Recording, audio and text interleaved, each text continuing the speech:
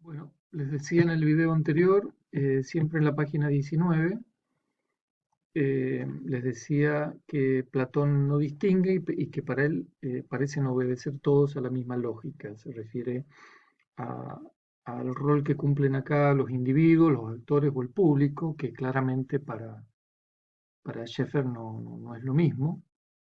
Entonces, él siempre aquí en la página 19, estamos abajo, propone eh, una unas distinciones conceptuales que son de la mayor importancia para los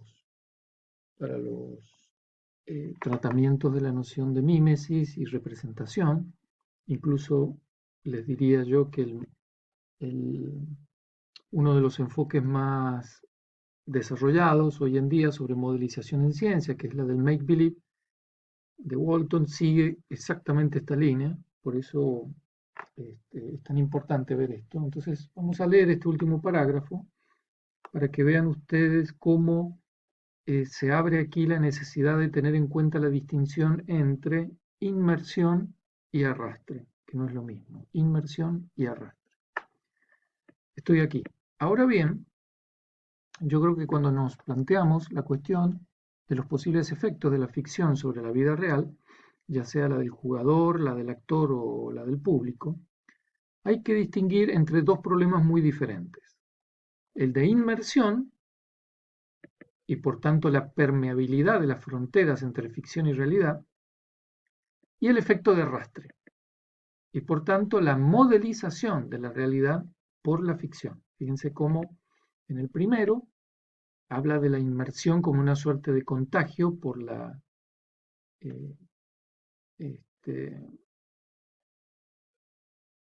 ¿no es cierto?, por la presencia de la ficción, la permeabilidad de las fronteras entre ficción y realidad, ¿no es cierto?, inmersión, y el segundo, el efecto de arrastre, concretamente, que es la modelización de la realidad por la ficción.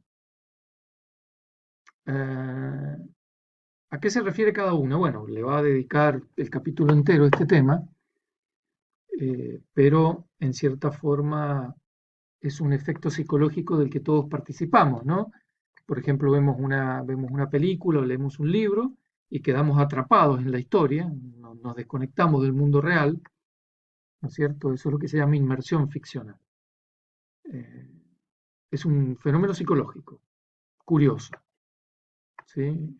Estamos tan inmersos en la historia, las fronteras entre ficción y realidad se han permeado de tal modo que nos da pena cuando se muere, nos da alegría cuando se logra algo en la historia de ficción, aunque sabemos que no es así.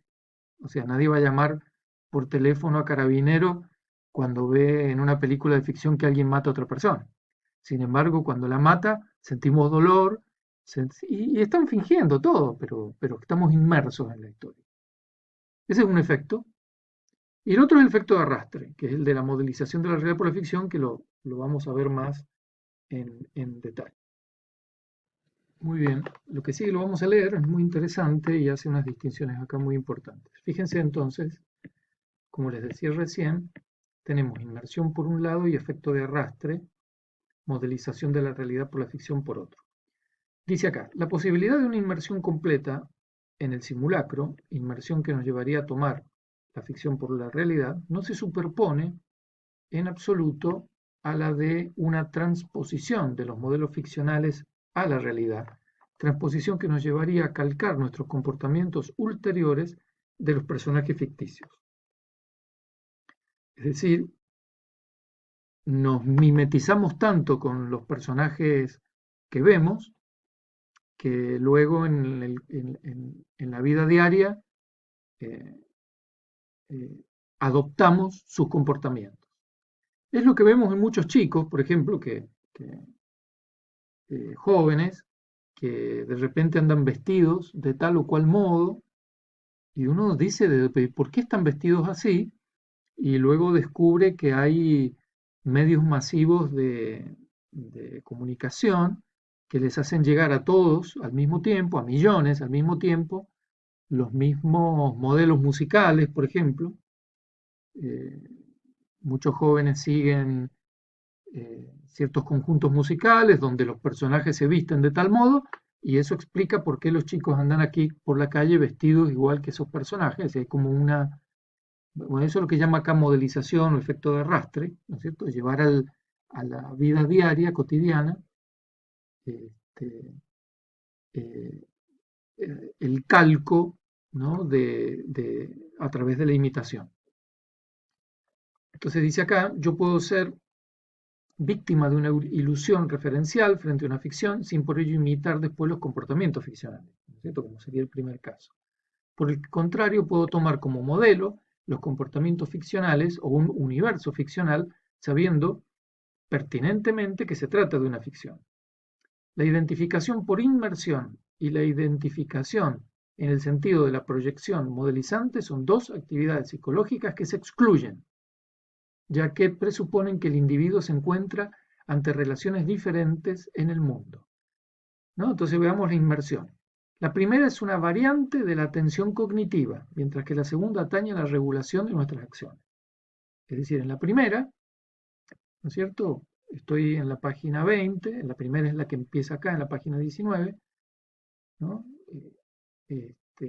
Donde la inversión, la permeabilidad de la frontera entre ficción y realidad, ¿no es cierto? Sin que yo, es decir, a tomar la ficción por realidad, pero eso no quiere decir que yo después voy a tomar acciones imitando. Y cuando tomo acciones imitando es el efecto de arrastre, que sería la segunda, ¿no es cierto? Entonces repito acá, estamos siempre en la página 20. La identificación por inmersión y en el sentido de proyección modelizante son dos actividades psicológicas que se excluyen, ya que presuponen que el individuo se encuentra ante relaciones diferentes con el mundo.